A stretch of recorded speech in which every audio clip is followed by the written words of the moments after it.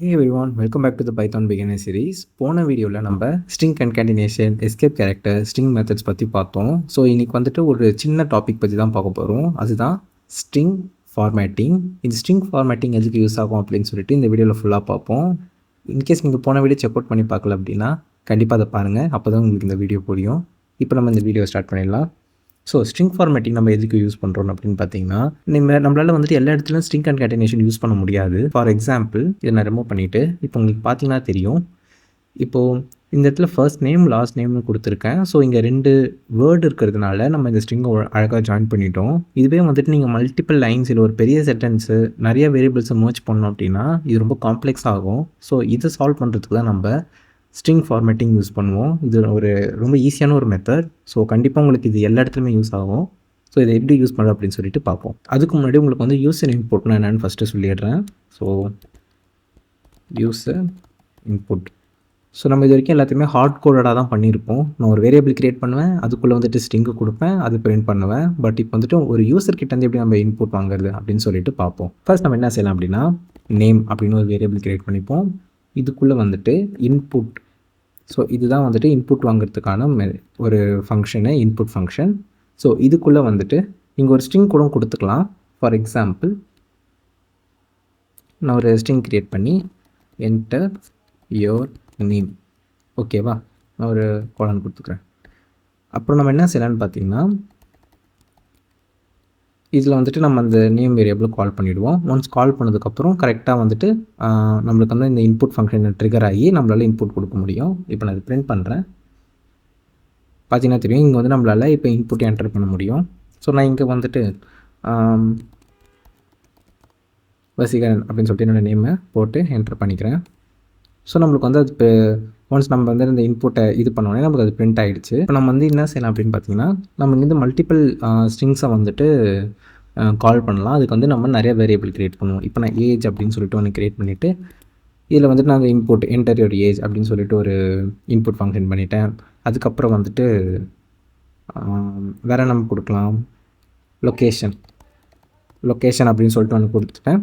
So இந்த லொக்கேஷனில் வந்துட்டு பார்த்தீங்கன்னா என்டர் யுவர் லொக்கேஷன். ஸோ இந்த வேரியபிள்லாம் கால் ஆகும்போது நம்மளுக்கு வந்து நம்மளோட நேம் கேட்கும், நம்மளோட ஏஜ் கேட்கும், அதுக்கப்புறம் நம்ம லொக்கேஷன் கேட்கும். ஸோ இது எல்லாத்தையுமே எடுத்து நம்ம ஒரு சென்டென்ஸாக க்ரியேட் பண்ண போகிறோம், ஓகேவா. ஸோ இது எப்படி பண்ணலான்னு பார்க்கலாம். இதுக்கு தான் நம்ம வந்துட்டு எஃப்ஸ்ட்ரிங் யூஸ் பண்ண போகிறோம்.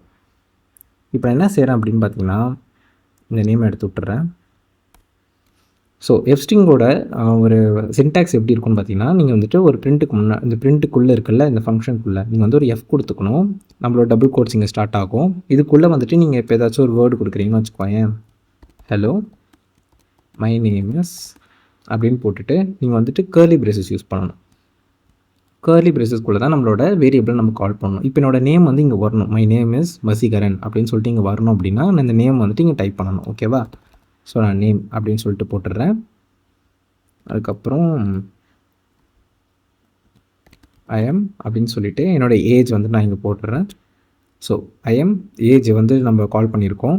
ஸோ ஏஜ் வேரியபிள் கால் பண்ணதுனால நம்மளோட ஏஜ் இங்கே டிஸ்பிளே ஆகும். அது பக்கத்தில் வந்து இயர்ஸ் ஓல்டு, ஓகேவா. நெக்ஸ்ட் வந்துட்டு ஐஎம் ஃப்ரம், அதுக்கப்புறம் என்னோடய லொக்கேஷன். ஸோ நான் என்ன லொக்கேஷன் வந்துட்டு இன்புட்டில் வந்துட்டு கொடுக்குறனோ அது வந்துட்டு நம்மளுக்கு இங்கே டிஸ்பிளே ஆகும். இப்போ நம்ம இது ரன் பண்ணி பார்க்கலாம். ஓகே, ஃபஸ்ட் வந்து நம்மளோட என்டர் யுவர் நேம் அப்படின்னு சொல்லிட்டு கேட்குது.